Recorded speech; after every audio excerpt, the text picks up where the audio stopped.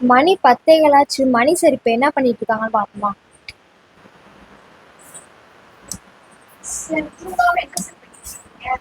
தூங்காம என்ன பண்ணிட்டு இருக்கீங்க? நான் தூக்கமே வர மாட்டேங்குது. கோர்ஸ் வாங்குறேன் எல்லாருமே சொல்றது உங்களை நம்பிதான் வாங்குறோம், உங்களை நம்பிதான் வாங்குறோம் அப்படின்ற நம்பிக்கை என் மேல வச்சிருக்கீங்க. ஸோ அதனால இன்னைக்கு நைட்டு ஃபுல்லாமே ஷூட் பண்ண போறேன்.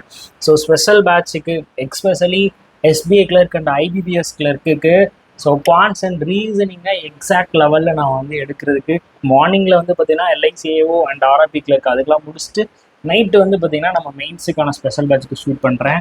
இது வந்து என்ன சொல்ல ஒரு டெடிக்கேஷனாக நம்ம மக்கள் நம்ம மேலே ஒரு நம்பிக்கை வச்சு பண்ணும்போது அவங்களுக்கான ஒரு விஷயத்த நம்ம வந்து பண்ணணும் அப்படின்ற ஒரு இதுதான். இது எவ்வளோ நேரம் ஆகும்னு எனக்கு தெரில. சரியா? ஓகே.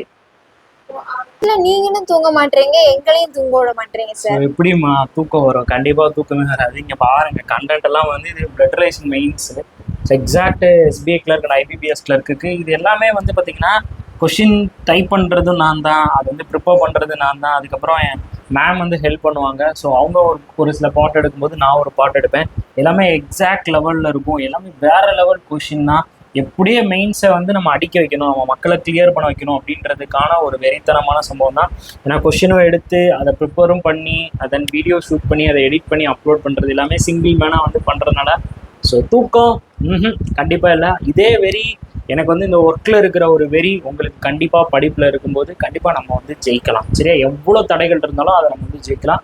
நீங்களும் இதே மாதிரி நான் எவ்வளோ ஹார்ட் ஒர்க் பண்ணுறேனோ அதே மாதிரி டெடிக்கேஷனோட நீங்களும் படிங்க.